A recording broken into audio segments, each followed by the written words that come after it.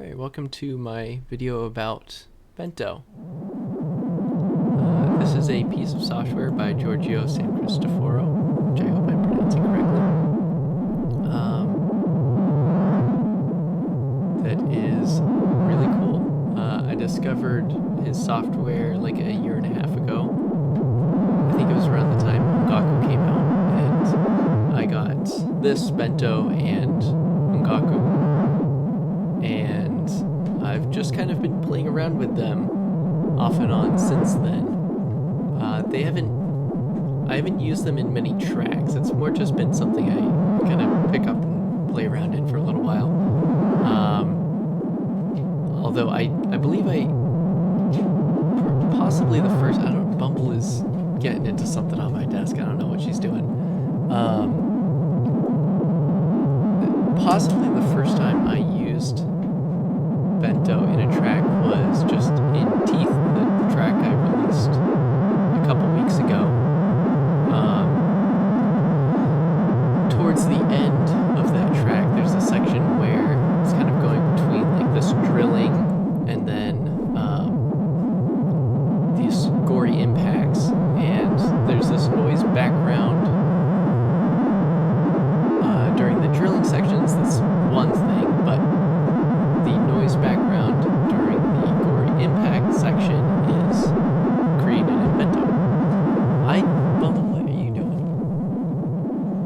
She's like trying to push a box off my desk or something. I don't know.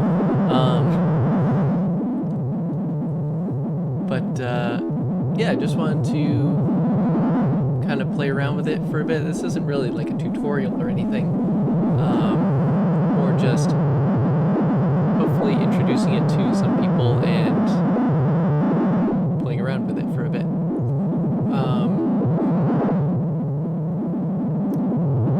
I believe Bentō and Ongaku are sort of intentionally esoteric to a degree.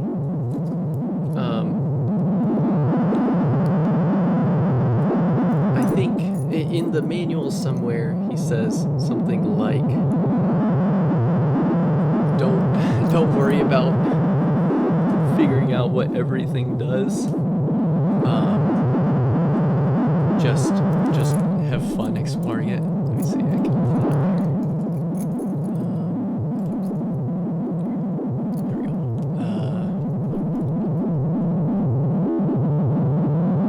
Yeah, don't underestimate the power of not knowing.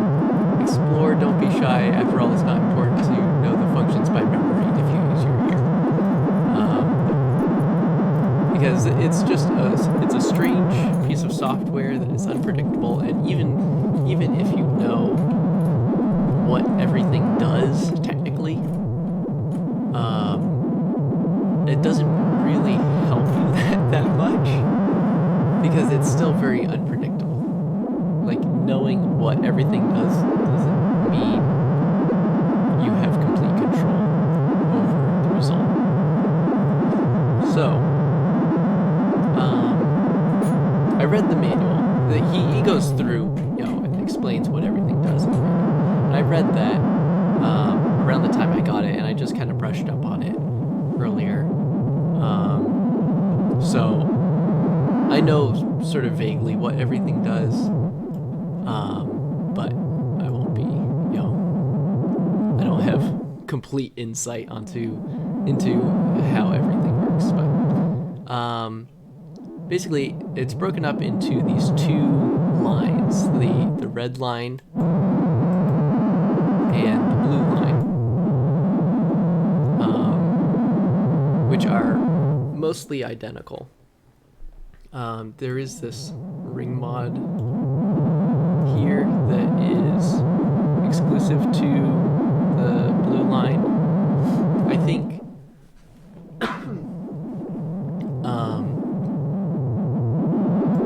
think it blends between just the blue line being ring modded, and then maybe the red line ring modding the blue line or something like that. But that's exclusive to the blue line.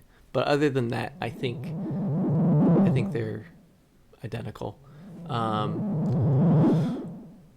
So these sections here on the left are the like generator sections,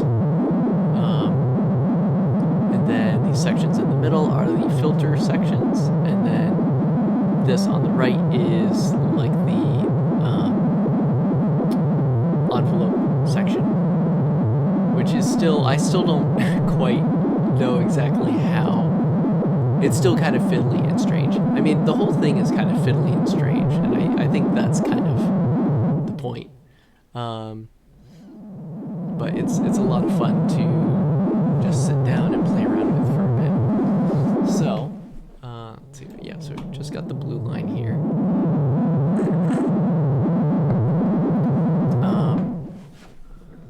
So this here is the oscillator, sort of. I think it's technically. Let me turn off this if I can. Maybe just turn these up.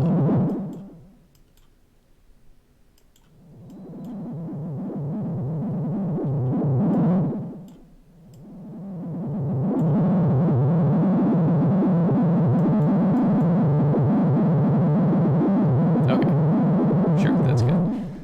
No, I don't know. As I was saying, I still don't quite know how to make the envelope work. So this, well, I'll get to that later. This is the oscillator slash impulse generator. So I think it's not like a normal oscillator that just creates a specific waveform. It's like stranger somehow, more unpredictable.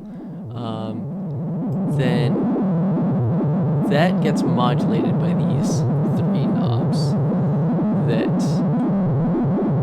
they each do something specific that I'm not entirely certain on.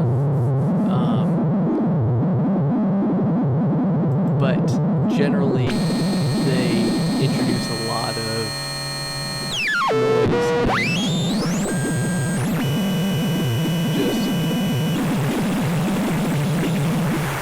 unpredictable, crazy results.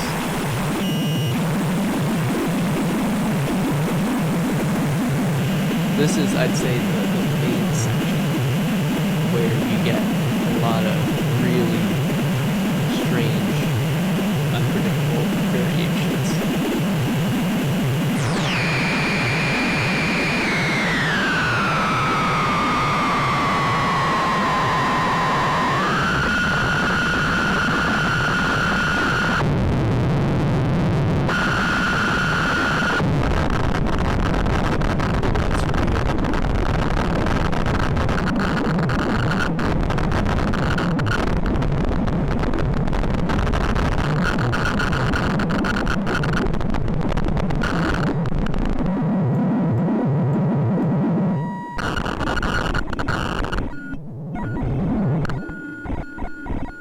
Ooh, that's really nice.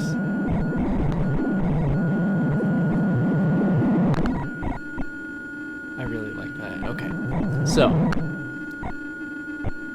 starting here, this is a volume knob. Theoretically, I'm not sure why it's.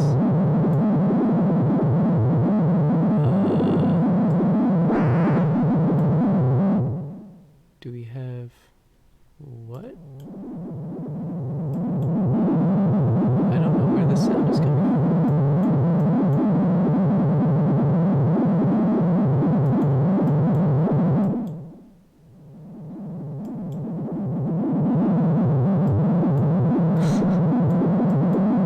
Where is the sound coming from?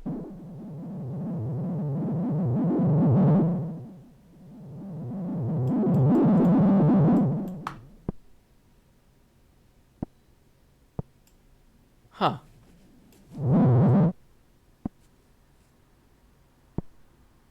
Weird.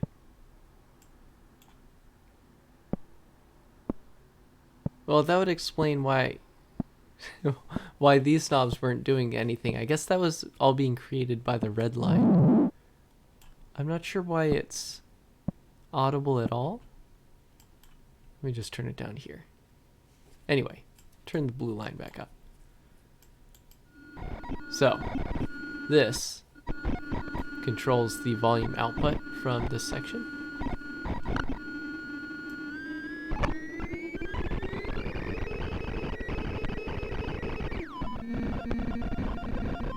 Oh, that sounds really good.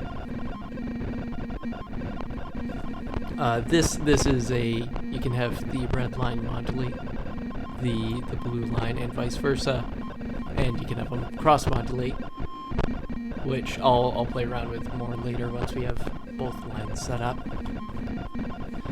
Then it comes into the filter section. So this is pretty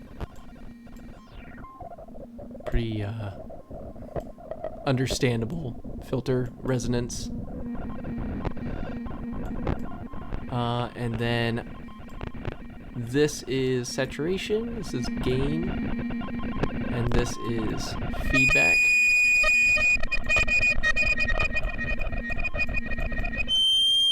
Also, the resonance is pretty gnarly.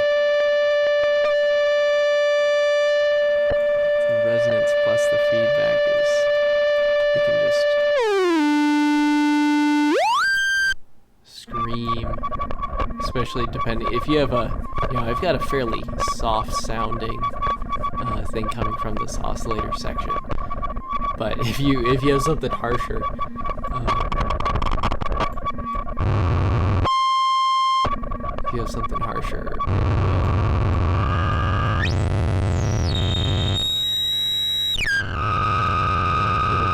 crazy. Sounds really good. Anyway, let me switch back to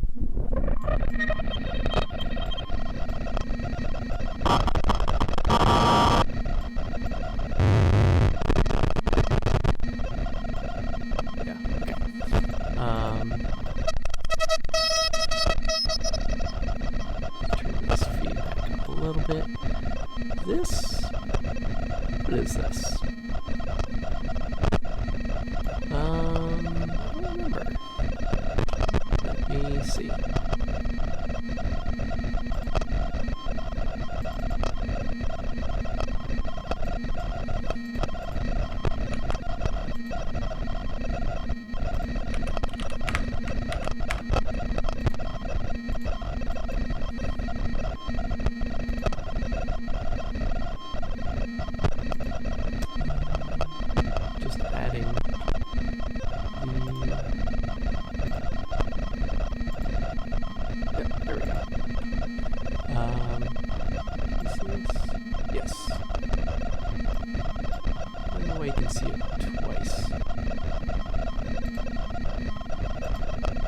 There we go.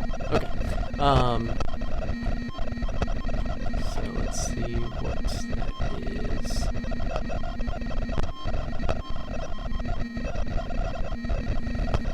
Amplitude of the random values coming from the clock generator of the blue signal path modulates the cutoff. Oh, okay. Okay. So you can use this to modulate the filter cutoff, I guess. And I believe this this has the red line modulate the filter cutoff.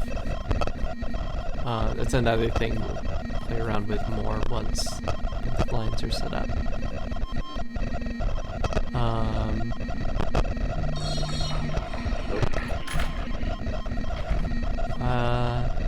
Then comes up here into the envelope section. Oh, well, it comes through the ring mod section first.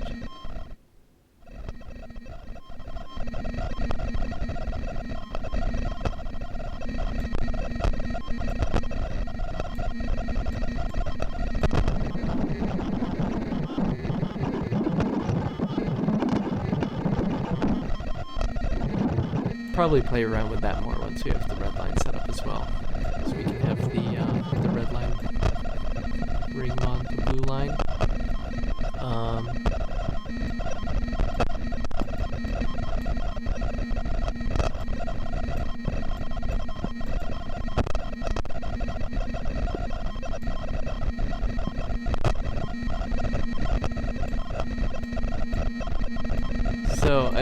believe it's an AD envelope, and then this is a clock that triggers the envelope. So basically the signal's coming through here into here, and then this envelope is controlling the volume. It's like a VCA. I've still never really been able to figure out. And also this switch toggles between it being a steady clock and a random clock, and I think this just controls the overall frequency of the clock.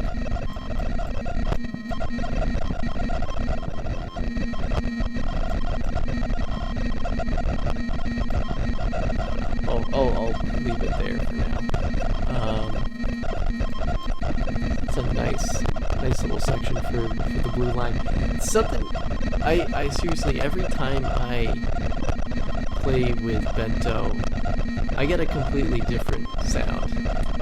I think it would be quite difficult to, without like writing down notes or something, be able to recreate a sound after making it in Bentō, just because it's so crazy and unpredictable, and it's just a wild instrument.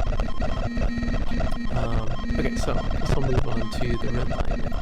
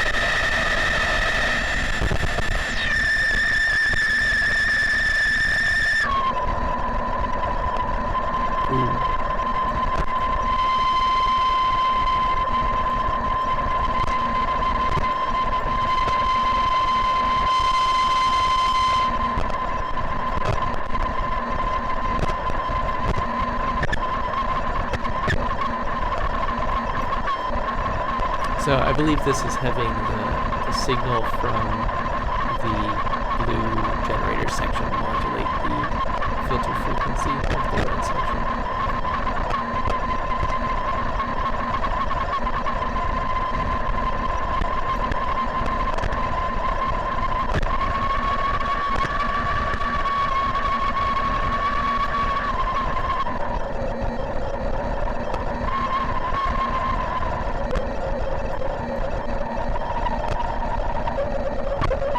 I find recently I've been really liking like not noisy noise. So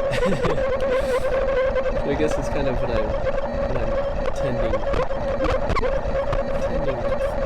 towards with both of these.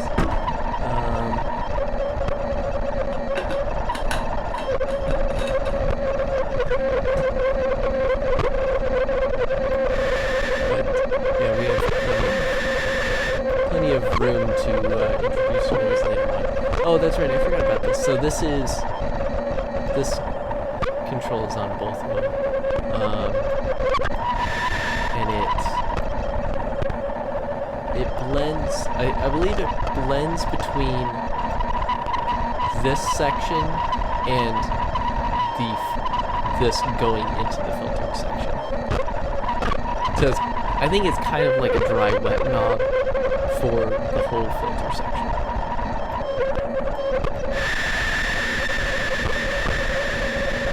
So a good way to just bring in like a little bit of that noise. I also want to try.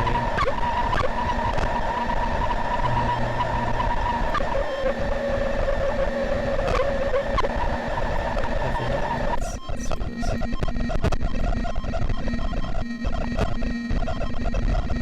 Doesn't seem like that's making much of a difference, actually. Oh, I guess probably because... Oh, here comes Bumble. Probably because the filter's like all the way up already.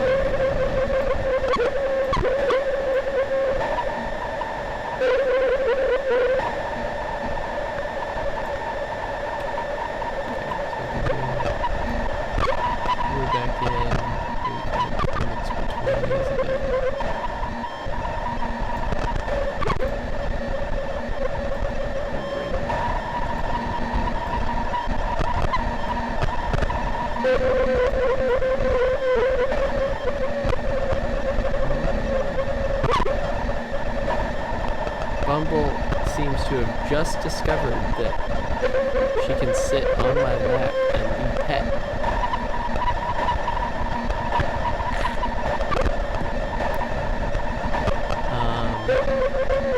So now I can start some of these crazier nods.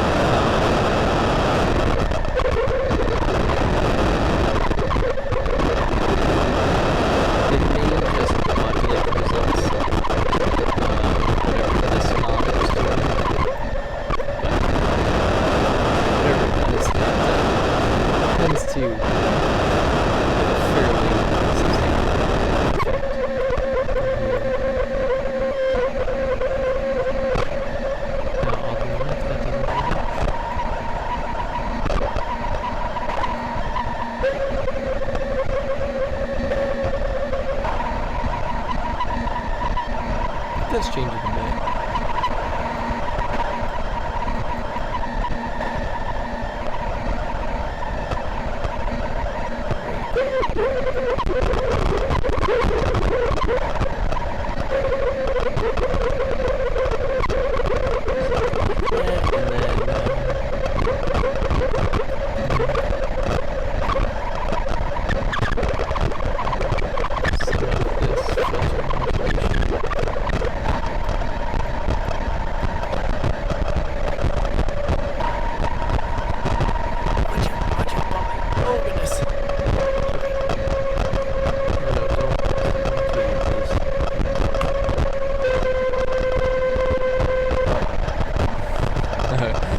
sound changed right as she hopped up. I thought she was like, or something.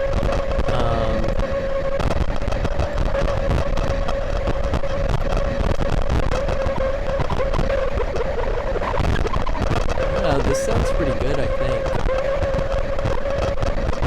I like this sort of... It's sort of like gentle noise.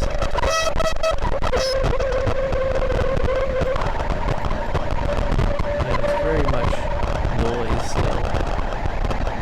But it's like kind of soft and kind of...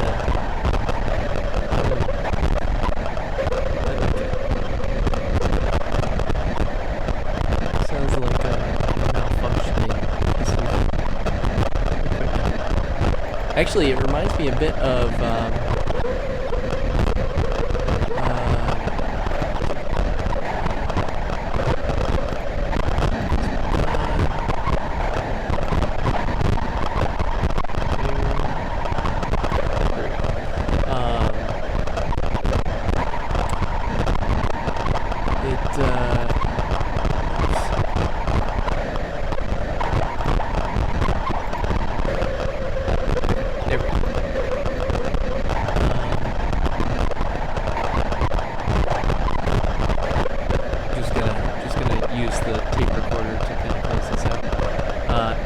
actually reminds me a bit of...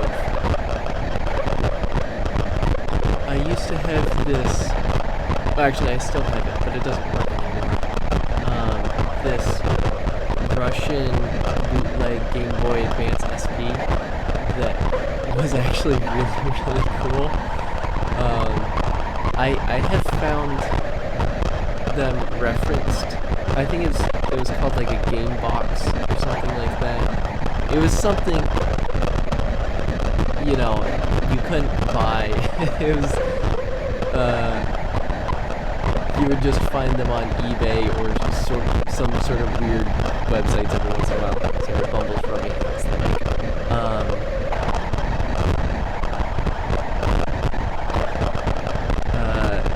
Yeah, it was just this sort of weird thing. Like everything was in Russian. It had this like fake cartridge with like a really bad sticker on it that just fell off. But it was really cool because it you could use cartridges in it, but you could also load ROMs to it just over the computer. It was really cool. But it's... Oh yes, it was some Game Boy Advance games had, probably a lot of them I guess, but I don't know, had the sleep capability, that you could put it into sleep mode so it would save battery but it would still like hold where you were in the game. Like I think Yoshi's Island and Metroid Fusion, which is maybe my favorite game, I think they both had that anyway. And this thing could not handle sleep mode. It did not know what to do, and if you put it into sleep mode, it would start making a sound that was kind of like this. That whole long story to say, that weird Russian knockoff Game Boy Advance SP made a sound kind of like this. Put it in sleep mode. I think I may still have a recording of it somewhere, but it was a long time ago. But yeah, let me record this. She keeps rubbing against the mic.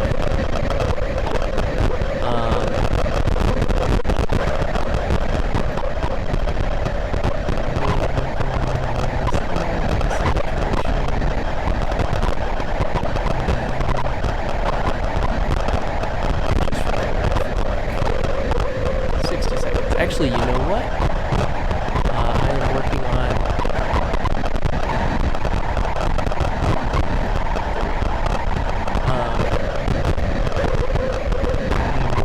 an Alien Isolation redesign right now. And I think I'll try to use this recording on it. It's a way of incorporating something from this video.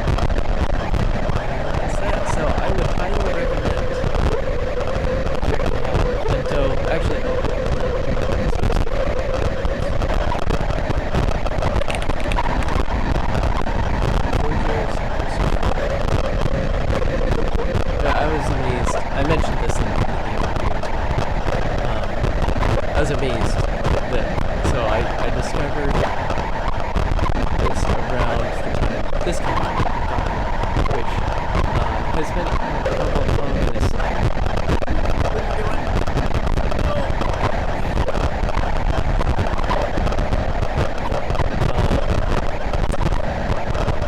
Which has many similarities with Bentō, from what I understand, but it has a lot of more traditional synthesis capabilities as well. It has like a whole generative system. It's sort of like Bentō plus generative ambient. So yeah, I need to play around with it. It's honestly a little bit of fun because it has 4 of the operators rather than 2. It has a lot of stuff going on, but I discovered his work around the time that I came out, and so I got both of these and them, and then just a week or so ago, I thought to check out his website again. I saw that he released 3 more pieces of software. So I bought a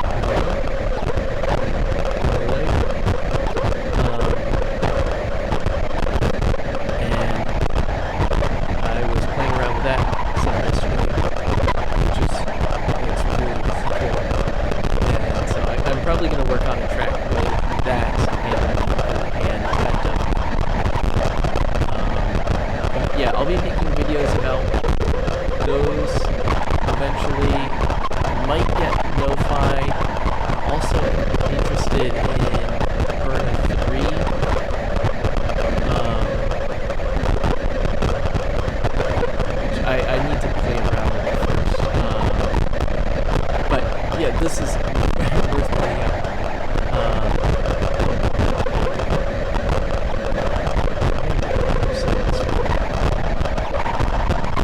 There's a lot of really cool stuff.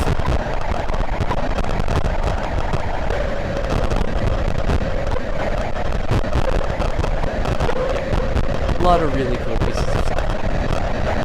I need to play around with them a lot more because I've really only ever used Bentō and Ongaku.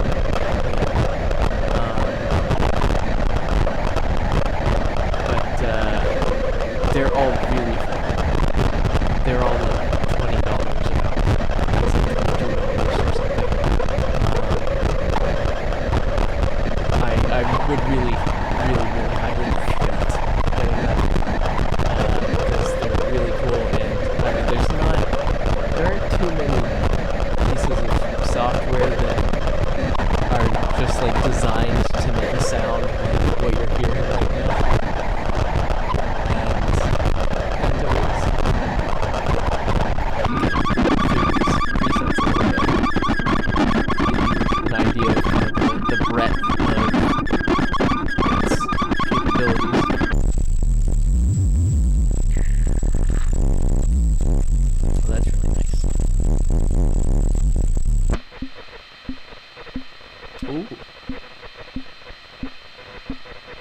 That'd be really good for an ambience.